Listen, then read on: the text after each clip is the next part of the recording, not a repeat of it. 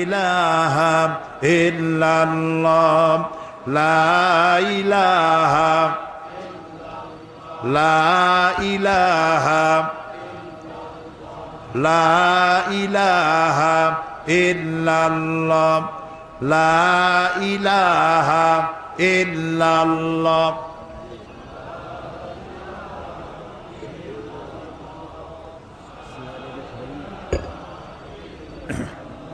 আর একটু বলি, কোরআন শরীফ শুনতে যারা আসবেন নিয়ত করে আসবেন যে পুরোটা শুনবো।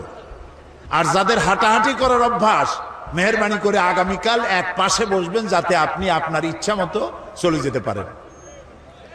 তা না হলে পরে অর্ধেক শুনবেন চলে যাবেন, তাহলে তো কিছু বোঝাই হলো না।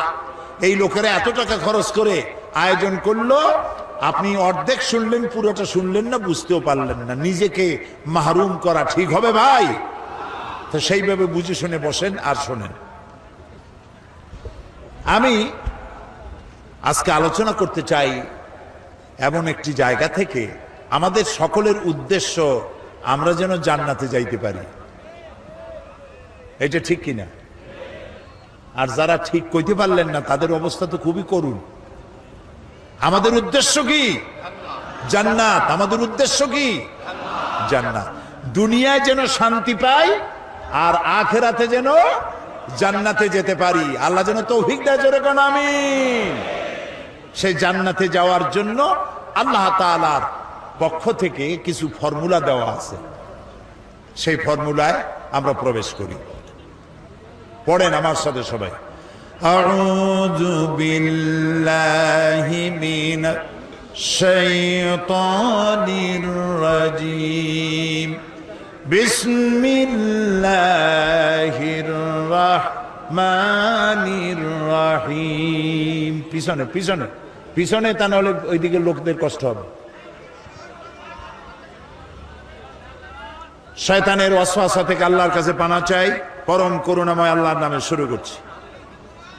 ইন্নাল্লাহা আশতারা মিনাল মুমিনিনা আনফুসাহুম ওয়া আমওয়ালাহুম বিআন্না লাহুমুল জান্নাহ ইউকাতিলুনা ফি সাবিলিল্লাহি ফায়াকতুলুনা ওয়া ইউকতালুন وعدا عليه حقا في التوراة والإنجيل والقرآن ومن أوفى بعهده من الله فاستبشروا ببيعكم الذي بايعتم به وذلك هو الفوز العظيم।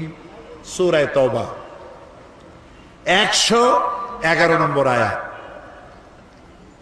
আল্লাহ তাআলা বলছেন, ইন্নাল্লাহা আশতারা মিনাল মুমিনিনা আনফুসাহুম ওয়া আমওয়ালাহুম বিআন্না লাহুমুল জান্নাহ।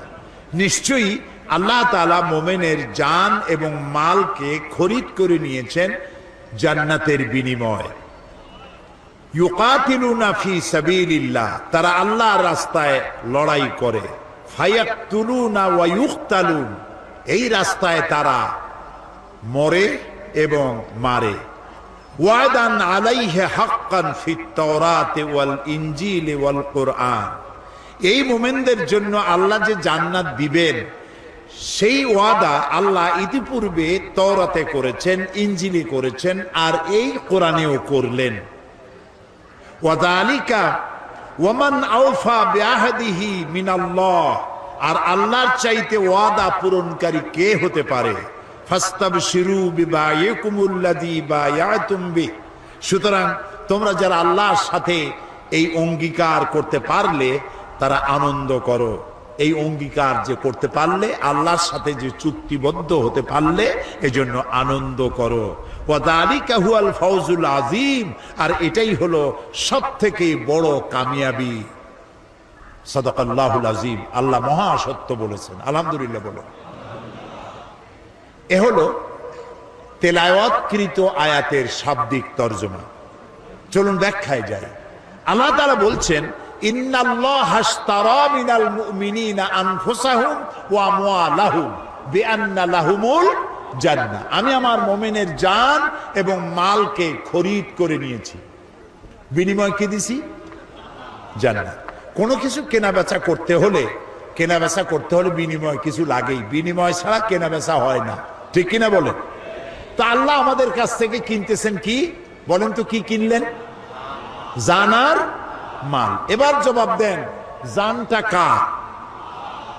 আমার এবং আপনাদের মধ্যে একটা জান আছে কিনা? আমরা আজ মরা না জেতা, আমরা জীবিত মানুষ, তাই না? ভিতরে একটা জান আছে না? জানটা কার? আল্লাহ। আমার যদি কিছু মালটাল থাকে, এই মালটা কার? তাহলে আল্লাহ কি বলতেছেন? আল্লাহ বলতেছেন আমি আমার মোমেনের জান আর মাল কিনে নিলাম, দুটোই তো আল্লাহ। তা আল্লাহর মাল, আল্লাহর জান তিনি নিজে কিনতেছেন, এর অর্থটা কি? এর ব্যাখ্যাটা কি?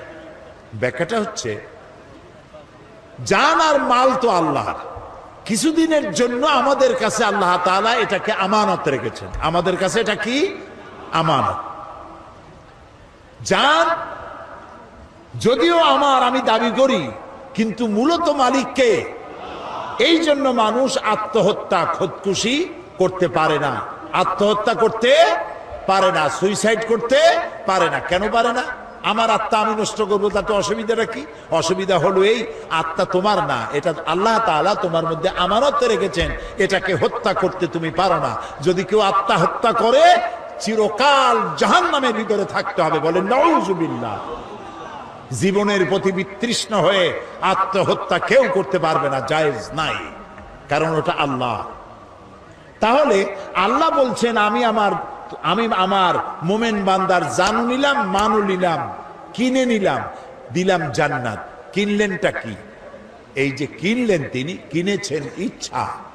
জান আর মাল খরচের ইচ্ছাটা আল্লাহ কিনেছেন। বলেন তো কি কিনেছেন?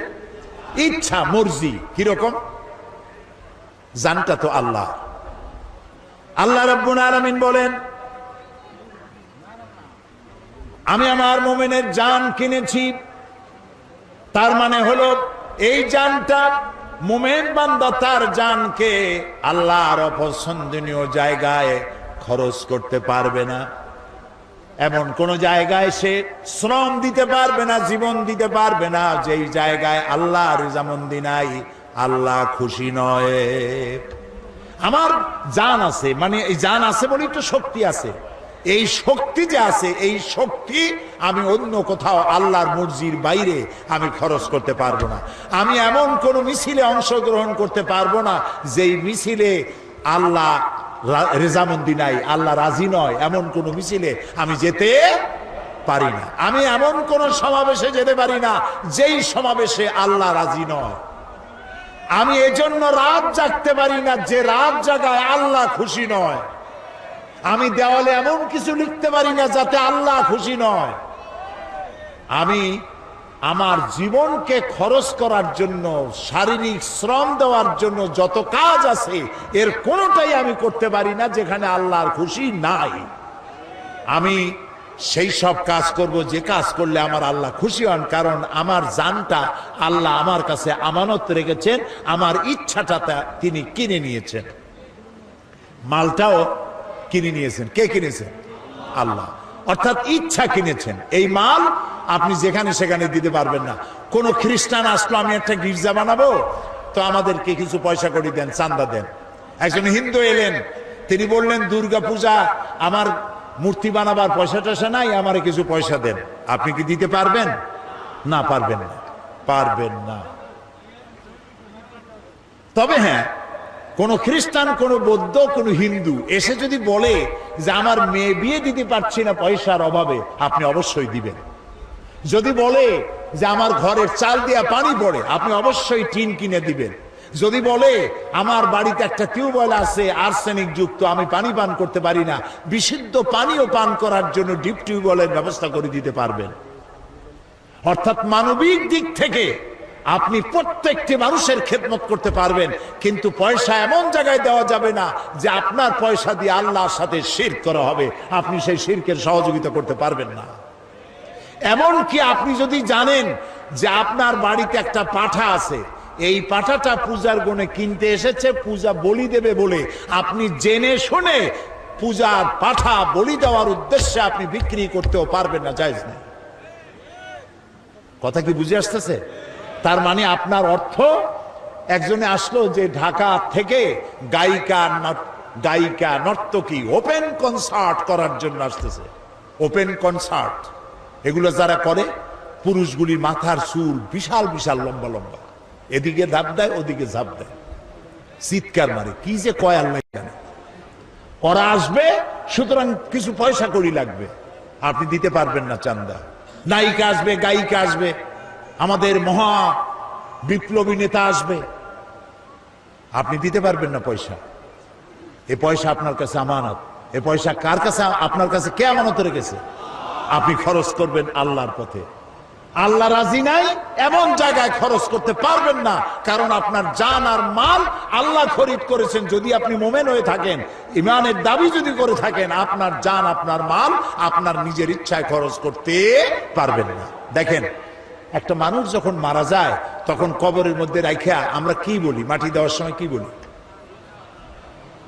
মাটি দেওয়ার সময় আমরা বলি, মিনহা খালাকনাকুম ওয়া ফিহা নুঈদুকুম ওয়া মিনহা নুখরিজুকুম তারাতান উখরা। এই মাটি দিয়ে তোমাকে তৈরি করা হয়েছিল, এই মাটিতে আবার রেখে গেলাম, এখান থেকে পুনরুত্থিত করা হবে। কবরের মধ্যে রাখার সময় কি বললাম? বিসমিল্লাহ আলা মিল্লাতে রাসূলিল্লাহ। আচ্ছা, মিল্লাতে রাসূলের মধ্যে আপনি কারে রাখলেন? আপনারা আমার কথা শুনতেছেন তো? চিন্তা করতেছেন তো? চিন্তা করেন, তাহলে বুঝতে পারবেন। কবরের মধ্যে একজন বুড়া মানুষ মারা গেছে, কবরের মধ্যে রেখে দিয়ে কইলাম যে আল্লাহর নামে রসুলের দলে উঠাই দিয়ে গেলাম। মর্মার্থ এটাই। এখন কারে আপনি রসুলের দলে উঠাই দিলেন? এই বুড়া যখন কলেজের ছাত্র ছিল, বিশ্ববিদ্যালয়ের ছাত্র ছিল, যত মিছিল করেছে তার কোন মিছিল আল্লাহর কাজে লাগে নাই, ইসলামের কাজে লাগে নাই। যত দেওয়ালে দেওয়ালে লিখেছে আল্লাহর কাজে লাগে নাই, রসুলের কাজে লাগে নাই। বরং যারা ইসলামের কথা বলতো, ইসলামের কাজ করত, পথে ঘাটে ধরিয়া তাদেরকে জনমের মতো পিটাইতো। ছাত্র জীবনে যা করলো সবগুলি ইসলামের বিরুদ্ধে করেছে, আল্লাহর জন্য করে নাই। সে যদি কবি হয়, যত কবিতা লিখেছে, ফুলের জন্য কবিতা, চাঁদের জন্য কবিতা, মাটির জন্য কবিতা, দেশের জন্য কবিতা, এই সুন্দর করে পৃথিবী যিনি বানালেন তার নামে কবিতা নাই। তিনি যদি সাংবাদিক হন, তার সাংবাদিকতায় ইসলামের শুধু সর্বনাশী হয়েছে, ইসলামের পক্ষে একটা কথাও লেখে নাই। চতুর্দিকে শুধু সাম্প্রদায়িকতা, মৌলবাদ আর মৌলবাদ। ইসলামের পক্ষে লিখতে পারলো না। আহারে, আজকে মনে পড়লো শেখ বেলালের কথা এই মুহূর্তে। বেলাল শূন্য খুলনা আজকে এসেছি। আমি যখনই খুলনা আসতাম, শেখ বেলাল ছুটে আসতো, আমি কি বক্তব্য রাখবো তার একটা ব্রিফিং নেওয়ার জন্য। সন্ধ্যার আগেই ঢাকায় পৌঁছায় দেবে। বেলাল, কি সুন্দর নাম তার মা বাপ তার রাখছে, একটা ব্লাড ডায়মন্ড, খুলনার রত্ন, সাংবাদিক জগতের উজ্জ্বল জ্যোতিষ্ক। আল্লাহ তাআলা বেলালকে কিয়ামতের দিন হযরত বেলালের সাথী করে জান্নাতে রেখো। এই সাংবাদিকতার দাম আছে, যে সাংবাদিকতা আল্লাহর কাজে লেগেছে, রসুলের কাজে লেগেছে, ইসলামের কাজে লেগেছে। কলম ধরলেই ইসলামের বিরুদ্ধে, কলম ধরলেই মৌলানাদের বিরুদ্ধে, কলম ধরলেই মাদ্রাসার বিরুদ্ধে সমানে, অথচ জন্ম দিয়েছে একজন মুসলমান, পেটে ধারণ করেছে এক মুসলিম মা। কোন সাহসে ইসলামের বিরুদ্ধে লেখো?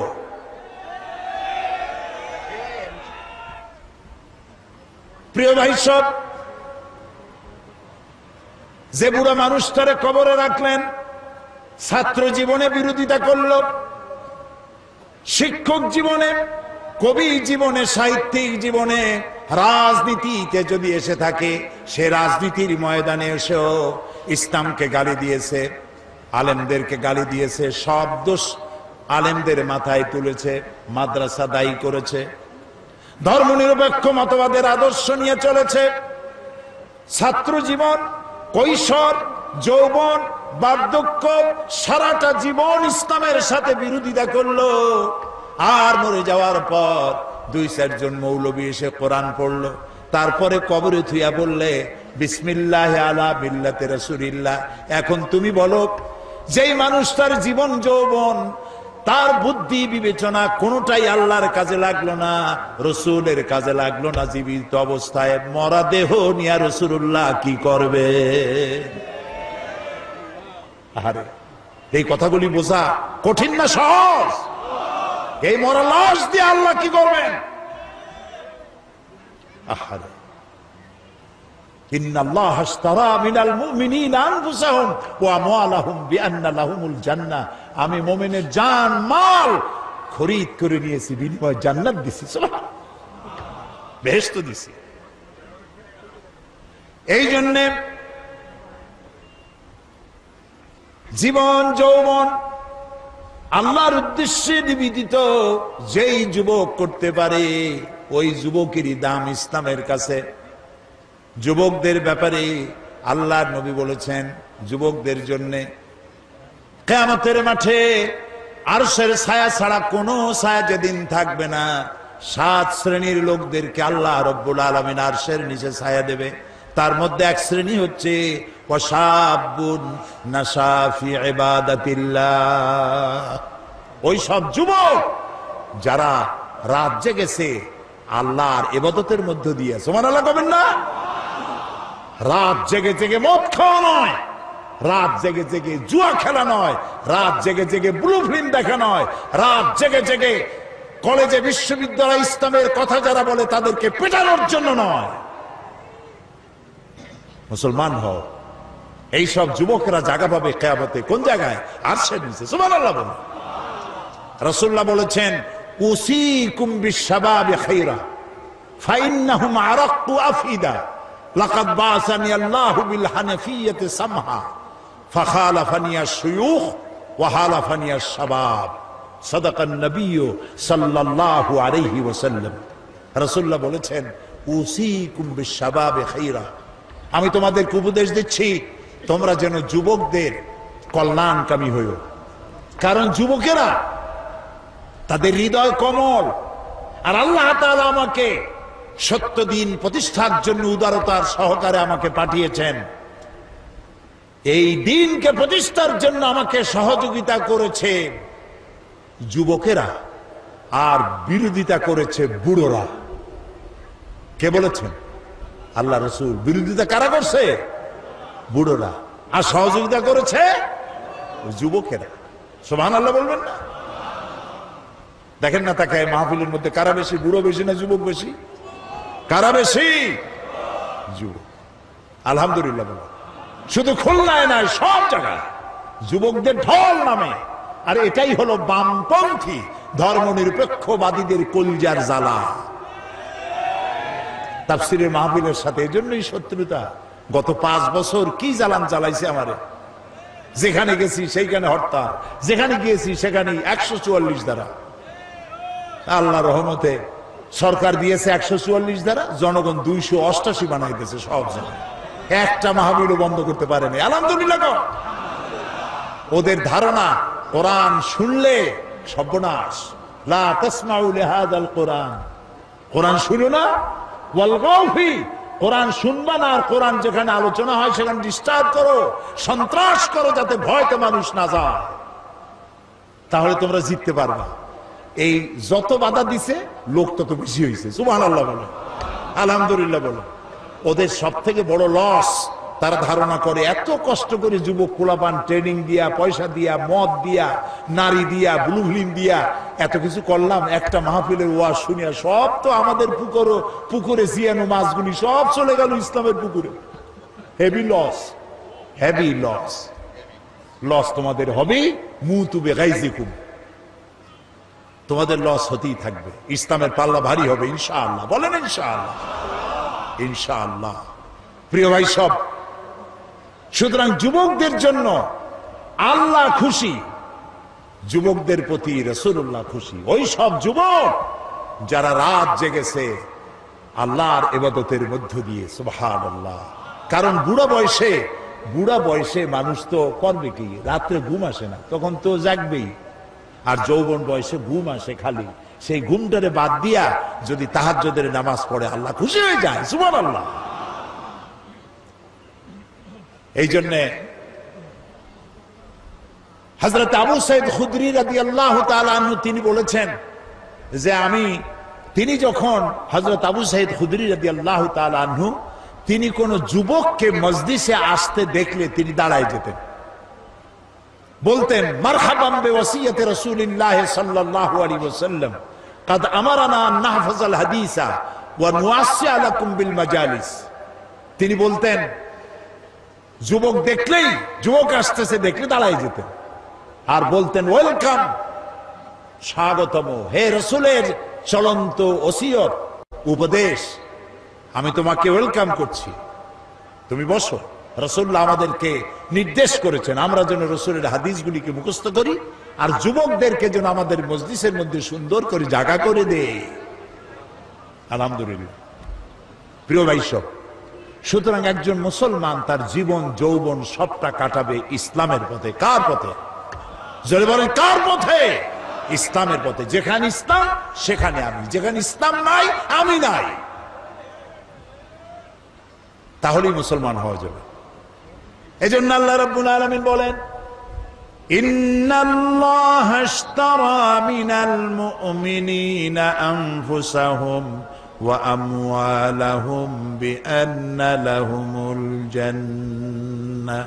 আল্লাহ তাআলা বলেন আমি আমার মুমিনের জান এবং মালকে খরিদ করেছি, বিনিময়ে তাকে আমি জান্নাত দান করে দিয়েছি। আল্লাহ তাআলা বলেন এরা হচ্ছে সেই সব মুমিন যারা আল্লাহর রাস্তায় লড়াই করে। আল্লাযীনা আমানু ইউকাতিলুনা ফি সাবিলিল্লাহ, যারা ঈমানদার তারা লড়াই করে আল্লাহর পথে। ওয়াল্লাযীনা কাফারু ইউকাতিলুনা ফি সাবিলিত তাগুত, আর যারা নাকি কাফের তারাই লড়াই করে মানুষের তৈরি করা আইন প্রতিষ্ঠার জন্য। কে বলতেছেন? কে বলতেছেন? সুতরাং সকলকে মনে রাখতে হবে, যারাই উপস্থিত হয়েছেন যিনি যাই করেন মনে রাখতে হবে ইসলামের বাইরে যা সব জাহালাত, অজ্ঞতা, মূর্খতা,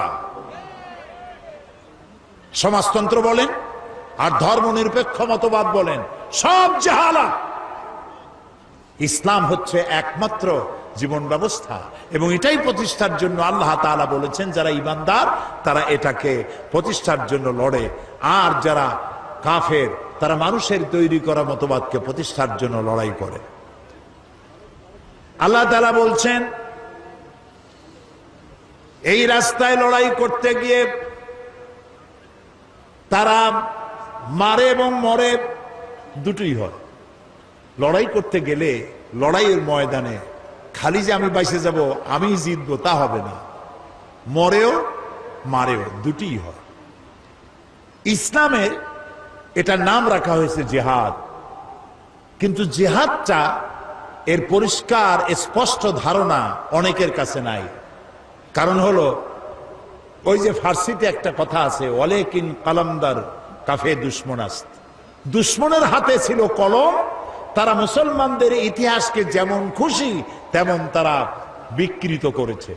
তারা জিহাদ শব্দটারে এমন সর্বনাশ করছে যে জিহাদ নাম শুনলেই মানুষের চোখের সামনে একটা ছবি ভেসে ওঠে, রক্তচক্ষু, দাড়ি, হাতে তরবারি, হিন্দু খ্রিস্টান যা পায় সমানে কচু কাটা করে, এর নাম জিহাদ। কোন নাউজুবিল্লাহ, জোরে বলেন নাউজুবিল্লাহ। এর নাম জিহাদ নয়, ওয়ার। ইংরেজিতে বলা হয় ওয়ার, বাংলা বলা হয় যুদ্ধ। ওয়ার এবং যুদ্ধ এটার আরবি হলো হারবুন, জিহাদ নয়। জিহাদ ভিন্ন জিনিস। জিহাদ শব্দের আবিধানিক অর্থ হচ্ছে, পারিভাষিক অর্থ হচ্ছে যে কোনো উদ্দেশ্যকে, পারিভাষিক অর্থ যে কোনো উদ্দেশ্যকে সফলতার শীর্ষে পৌঁছে দেওয়ার জন্য যে প্রাণান্ত প্রচেষ্টা করা হয়, ওই প্রচেষ্টাকে আরবিতে বলা হয়েছে জিহাদ। কোরআন এবং হাদিসে ওটাকেই বলা হয়েছে জিহাদ। তো একজন মুসলমানের মূল টার্গেট, গোল পয়েন্ট, সেন্টার পয়েন্ট, লক্ষ্য, উদ্দেশ্য একটাই, সেটা হলো আল্লাহর জমিনে আল্লাহর দ্বীন প্রতিষ্ঠা করা। এটাই লক্ষ্য, দ্বীন প্রতিষ্ঠা লক্ষ্য। এই প্রতিষ্ঠার জন্য বক্তৃতা করা জিহাদ, এটাকে প্রতিষ্ঠা করার জন্য আন্দোলন করা জিহাদ, এইটাকে প্রতিষ্ঠা করার জন্য বই লেখা জিহাদ, এটাকে প্রতিষ্ঠা করার জন্য পয়সা দেওয়া জিহাদ, এটাকে প্রতিষ্ঠা করার জন্য র্যালি করা, বিক্ষোভ করা, মিছিল করা, সমাবেশ করা, সব জিহাদের মধ্যে শামিল। সুবহানাল্লাহ বলো। জিহাদের নাম মারামারি কাটাকাটি নয়। এইটা বোঝে না বলে মুসলমানদেরকে বলা হচ্ছে সন্ত্রাসী, আলেমদেরকে বলা হচ্ছে সন্ত্রাসী, মাদ্রাসাগুলোকে বলা হচ্ছে সন্ত্রাসী, কওমি মাদ্রাসাগুলোকে সন্ত্রাসে বানাবার আড্ডাখানা বলা হচ্ছে। নিশ্চয়ই নাউজুবিল্লাহ। পৃথিবীতে শান্তিপ্রিয় মানুষ যদি থাকে, শান্তিপ্রিয় মানুষ যদি থাকে, কোরআন হাদিসের জ্ঞান যাদের আছে তারাই সব থেকে শান্তিপ্রিয়। এ কথা কি অসত্য না সত্য? এই যে খুলনা একটা জেলখানা আছে না, দুইজনও কইল আছে, আর সবাই বুঝে জানেন না জেলখানা না। জবাব দেবেন তো পুরুষের মতো ঠাস ঠাস করে জবাব দেবেন। বাংলাদেশের সবগুলি জেলায় জেলখানা আছে, আছে না? কয়েদিরা আছে না? যে কোনো একটা জেলখানায় আপনি যান, কয়েদি হয়ে যায়েন না, এমনি যান, গিয়ে জেলার সাহেবকে বলেন আপনার জেলের কয়েদিদের লিস্ট আমাকে দেখান। চোর, ডাকাত, লুচ্ছা, বদমাইশ, হত্যাকারী, চাঁদাবাজ, মাস্তান, সন্ত্রাসী, মুনাফাখোর, পাচারকারী, এই ধরনের বহু আসামি সেখানে আছে, আছে না? এবার ওই লিস্টের মধ্যে তাকায় দেখেন কয়জন মাদ্রাসা শিক্ষিতদের নাম আছে, আলেম কয়জন? বলেন জোরে, আলেম কয়জন? মাদ্রাসা শিক্ষক কয়জন? মসজিদের ইমাম মুয়াজ্জিন কয়জন? পীর কয়জন? ইসলামী আন্দোলন যারা করে তারা কতজন? তাহলে এটার দ্বারা কি প্রমাণিত হয় না যে যারা কোরআন হাদিসের জ্ঞান অর্জন করে তারাই শান্তিপ্রিয়, তারাই সব থেকে ভালো মানুষ? সুবহানাল্লাহ বলো।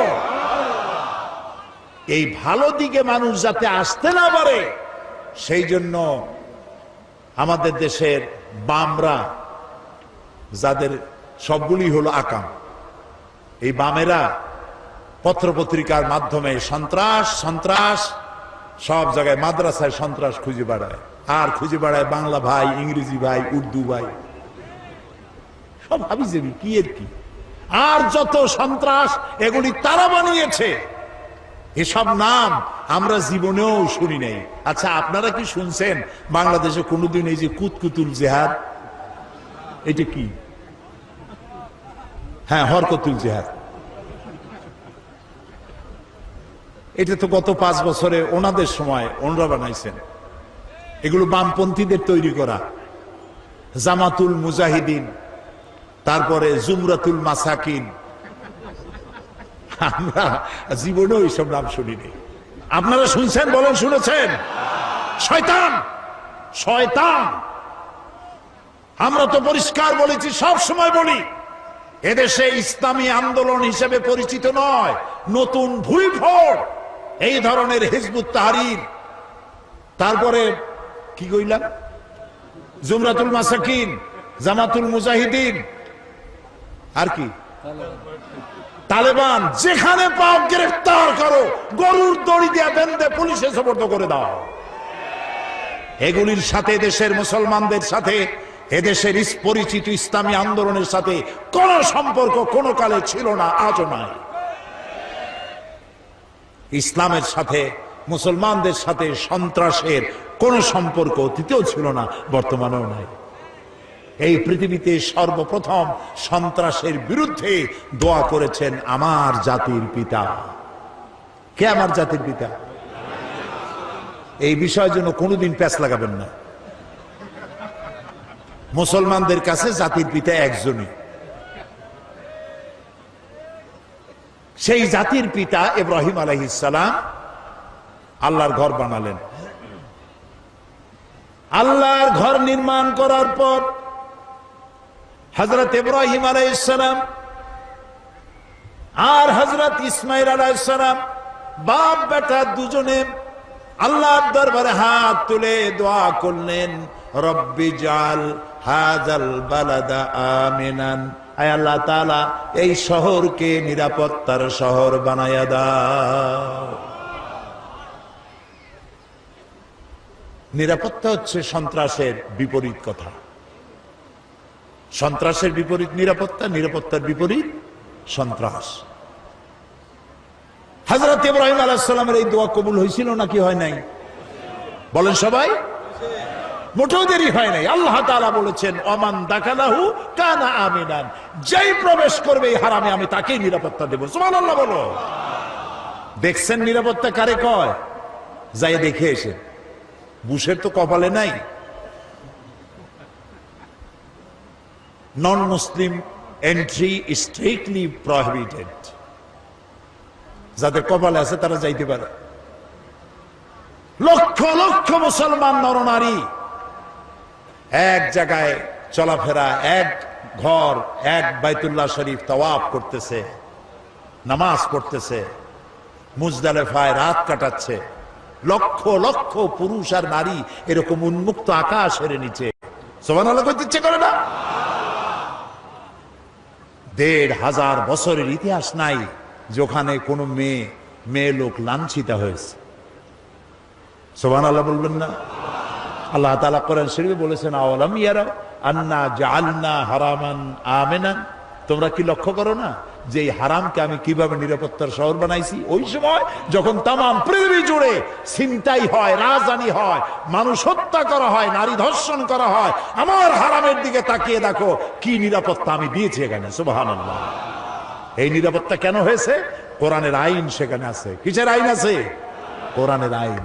তাও সবটা নাই, কিছু আছে। তারই বরকতে আল্লাহ রাব্বুল আলামিন এত সুন্দর নিরাপত্তার শহর বানাইছে। বুশের বেটা বুশ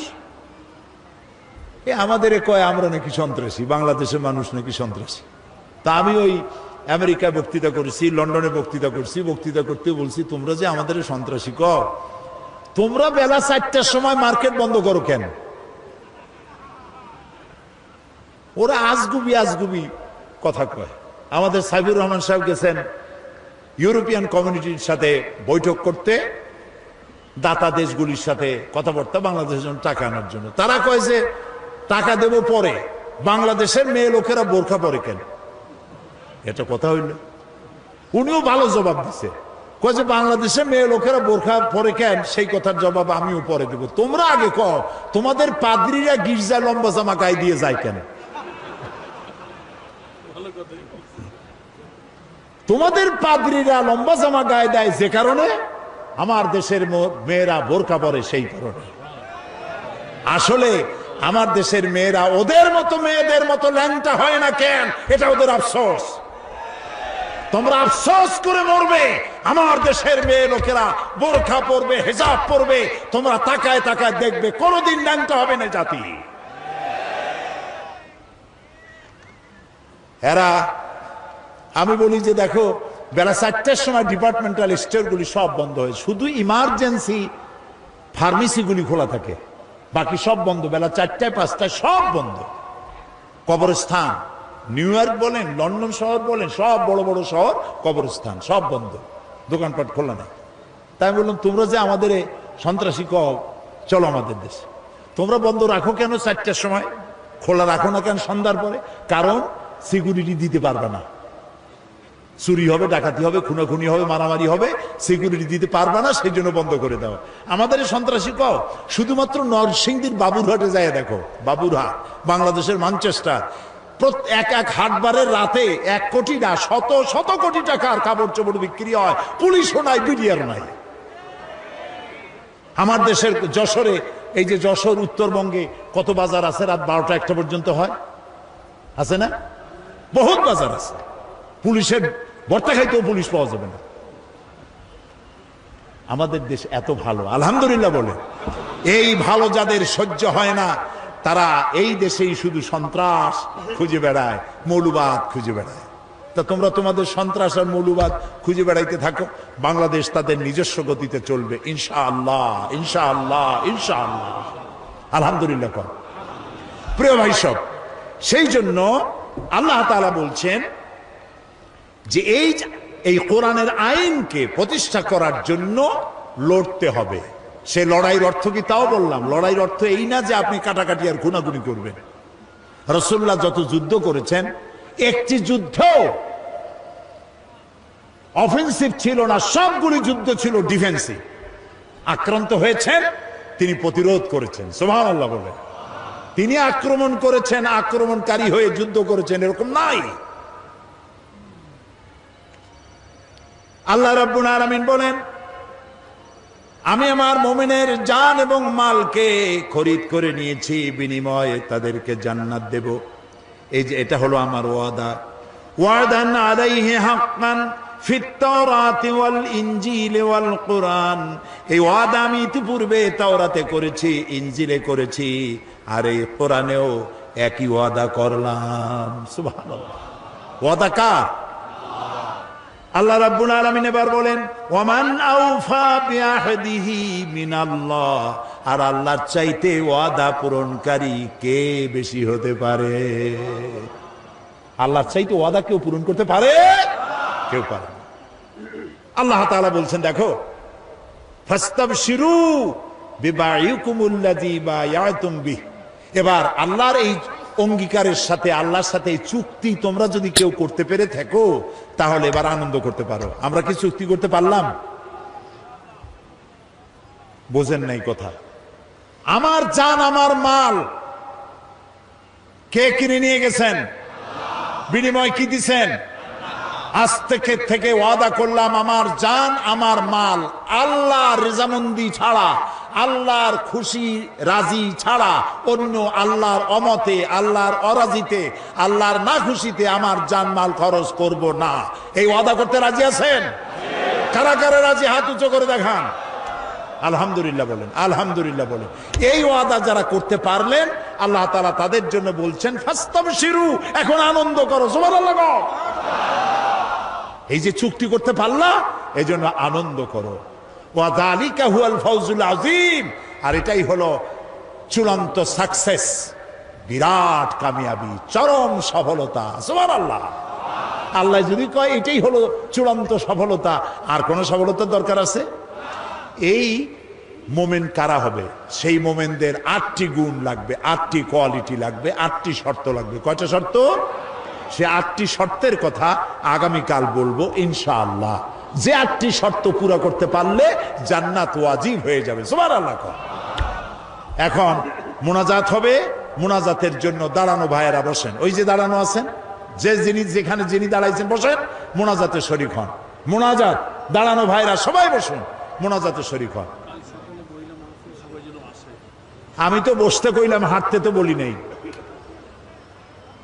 মুনাজাতের কথা শুনলে যারা হাঁটে, আমি তাদের সম্পর্কে খুব চিন্তায় পড়ে যাই। চিন্তায় পড়ি এই কারণে, এখানে যেমন ক্যামেরা আছে, আল্লাহর ফেরেশতাদের হাতে ক্যামেরা থাকতে পারে না? তো মুনাজাতের আহ্বান করা হলো, তখন অ্যাবাউট টার্ন যারা করলেন, ফেরেশতার ক্যামেরায় কিভাবে উঠবেন তারা? নাউজুবিল্লাহ কর। আল্লাহ রহম করুক, কন আমিন। প্রিয় ভাই সব, আগামীকাল সকাল কয়টায়? সকাল 9টায় এই মাঠে মহিলাদের উদ্দেশ্যে আলোচনা হবে, আলাদা মাহফিল, শুধু মহিলাদের জন্য। আলহামদুলিল্লাহ কর।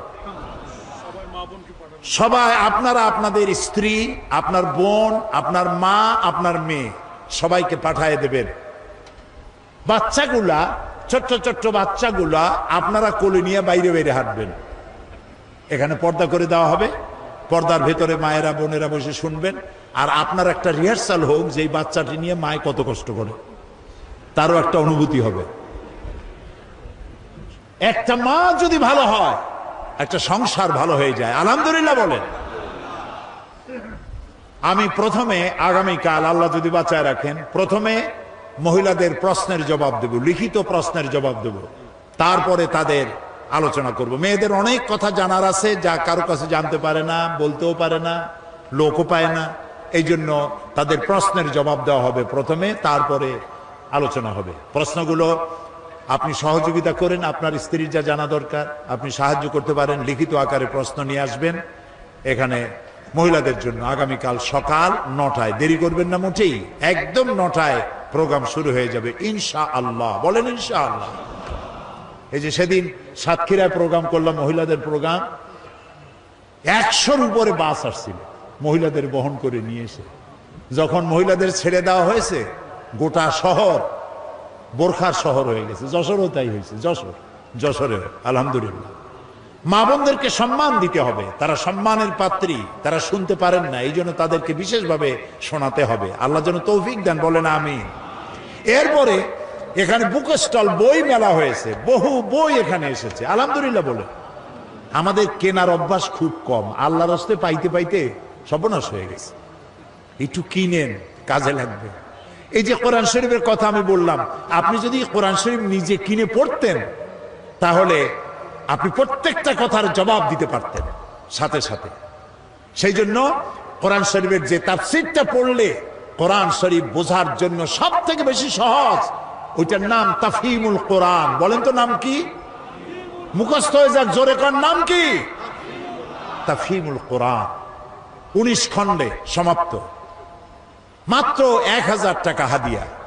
যদি পারেন পুরোটা কেনেন, না পারেন অর্ধেক কেনেন, না পারেন তার অর্ধেক কেনেন, না পারেন এক কপি কেনেন, তাও কেনেন, পড়া শুরু করে দেন। কোরআন বোঝা মুমিনের সব থেকে বড় কাজ। আর আল কোরআন একাডেমি লন্ডন, তারা কোরআন শরীফের সহজ সরল বাংলা অনুবাদ বের করেছে। এত সুন্দর অনুবাদ বাংলাদেশে আর আছে বলে আমার জানা নাই।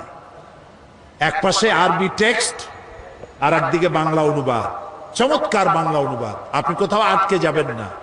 750 পৃষ্ঠার এত বড় একখানা কিতাব, মাত্র 100 টাকা হাদিয়া। আল কোরআন একাডেমি লন্ডন, তারা শুধুমাত্র প্রচারের জন্য এটা করেছে, এটা তারা লাভের জন্য করে নাই। আপনারা নিয়ে যাবেন।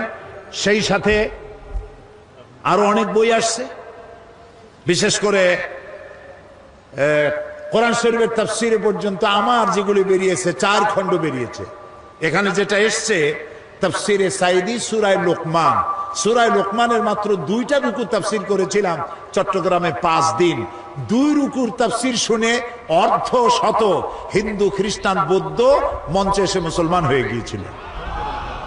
এটা হলো হযরত লোকমান হাকিমের তার নসিহত, যেগুলি আল্লাহ পছন্দ করে কোরআনে উঠাই দিয়েছেন। সুবহানাল্লাহ। এটিও এখানে আসছে তাফসীর সাইদি সূরা লোকমান। এছাড়া আরো অনেক বইপত্র আছে, এত নাম আমি বলে পারবো না। আপনারা ওখান থেকে যাওয়ার সময় প্রত্যেকে বই কিনে নিয়ে যাবেন। আর এই যে বিশাল আয়োজন তাফসীরুল কোরআন মাহফিলের সমাজ কল্যাণ পরিষদকে আপনারা কিছু সহযোগিতা সাহায্য করবেন। তাদের বোধহয় ড্রাম, টিন আর কি কি জানি আছে, আগামীকাল পকেটে করে পয়সা নিয়ে আসবেন তাদের দেওয়ার জন্য। আল্লাহ তৌফিক দান করুন, আমরা বলি আমিন। আপনারা নিজেরাও বই কিনবেন যাওয়ার সময়, আর আপনাদের স্ত্রীদের কাছে, মেয়ে লোকদের কাছে টাকা দিবেন, তারা যেন দেখে দেখে পছন্দ অনুযায়ী বইপত্র কিনে নিয়ে যেতে পারে। আল্লাহ তৌফিক দিক, বলেন আমিন। এখন মোনাজাত হবে, মোনাজাতের পরে আজান হবে, আজানের পরে বা জামাত এশার নামাজ পড়ে বাড়ি যাবেন। কালকেও এশার জন্য উজু নিয়ে টিয়ে টাইট হয়ে বসবেন, এশার জামাত আদায় করে তারপরে যাবেন। আল্লাহ তৌফিক দিক, কোন আমি ওয়াজ শুনে কি হবে যদি জামাতে নামাজ না পড়লাম। আল্লাহ সকলকে তৌফিক দিন, আল্লাহুম্মা আমিন। রব্বানা যালামনা আনফুসানা ওয়া ইন লাম তাগফির লানা ওয়া তারহামনা লানাকুনান্না মিনাল খাসিরিন। হায় আল্লাহ তাআলা, হাজার হাজার মুসলমান নরনারী দীর্ঘক্ষণ তোমার দ্বীনের কথা শুনেছি, কোরআনের কথা শুনেছি। আল্লাহ মেহেরবানি করে জিন্দেগীর গুনাহ আমাদের মাফ করে দাও। আমাদের মা বাপ মুরব্বী যারা কবরে শুয়ে আছেন, আল্লাহ তাআলা কবরগুলিকে জান্নাতের টুকরায় পরিণত করে দাও। রব্বির হামহুমা কামা রব্বায়ানি সগীরা, রব্বির হামহুমা কামা রব্বায়ানি সগীরা। হায় আল্লাহ তাআলা, तमाम পৃথিবীতে মুসলমানেরা যত জায়গায় বিপদে আছে, আল্লাহ দয়া করে সমস্ত বিপদগ্রস্ত মুসলমানদের তুমি সাহায্যকারী হয়ে যাও। আয় আল্লাহ তাআলা, এই কোরআনের মাহফিলের আয়োজন যারা করেছেন আর শোনার জন্য যারা এসেছেন, আয় আল্লাহ তাআলা, কোরআন পড়ার, কোরআন বোঝার, কোরআন অনুযায়ী জীবন গড়ার তৌফিক আমাদেরকে দান করে দাও। আয় আল্লাহ তাআলা, এই মুনাজাতের ভিতরে স্মরণ হলো, এই মাত্র কিছুদিন আগেই মাঠে জোহরের সময় তোমার এক বান্দার জানাজা আমরা পড়েছিলাম। আল্লাহ তাআলা, শেখ বেলাল উদ্দিন, আল্লাহ তাআলা তুমি দয়া করে তার জিন্দেগীর সমস্ত গুনাহ খাতাগুলি মাফ করে শাহাদাতের দরজা নসিব করো। আল্লাহ তার মা বাপকে সবরুন জামিল দান করো, তার স্ত্রীকে সবরুন জামিল দান করো, তার আত্মীয় স্বজনকে সবরুন জামিল দান করো। আল্লাহ তাআলা, এই শেখ বেলাল যে আদর্শে ছিলেন, তার সমস্ত সাংবাদিক ভাইদেরকে ওই আদর্শে উজ্জীবিত হয়ে চলার তৌফিক দান করে দাও। এই শূন্য স্থান আল্লাহ তাআলা দ্রুত তুমি পূরণ করার তৌফিক এখানে দান করে দাও। রব্বুল আলামিন, ইসলামী সমাজ কল্যাণ পরিষদ যারা এই কোরআনের মাহফিলের আয়োজন করেছেন, এত সুন্দর লাইটিং করেছেন, তাদের দিল, তাদের জীবন কোরআনের আলো দিয়ে আলোকিত করে দাও। আল্লাহ তাআলা, আগামীকাল এ মাহফিল শেষ হবে, সেজন্য আগামীকালের মাহফিল তুমি কামিয়াব করে দিও, পরিবেশ তৈরি করে দিও। মহিলা মাহফিল, পুরুষ মাহফিল, আল্লাহ তাআলা ইন্তজামের দায়িত্ব তোমার কুদরতে, আল্লাহ কুদরতের কাছে আমরা সুপর্দ করলাম। রব্বানা তাকাব্বাল মিন্না ইন্নাকা আনতাস সামিউল আলিম ওয়া তুব আলাইনা ইন্নাকা আনতাত তাওয়াবুর রহিম। সুবহানা রাব্বিকা রাব্বিল ইজ্জাতি আম্মা ইয়াসিফুন ওয়া সালামুন আলাল মুরসালিন আলহামদুলিল্লাহি রাব্বিল আলামিন। ওয়াজআল আখিরা কালামিনা ইনদাল মাউত লা ইলাহা ইল্লাল্লাহু মুহাম্মাদুর রাসূলুল্লাহ। আসসালামু আলাইকুম ওয়া রাহমাতুল্লাহ।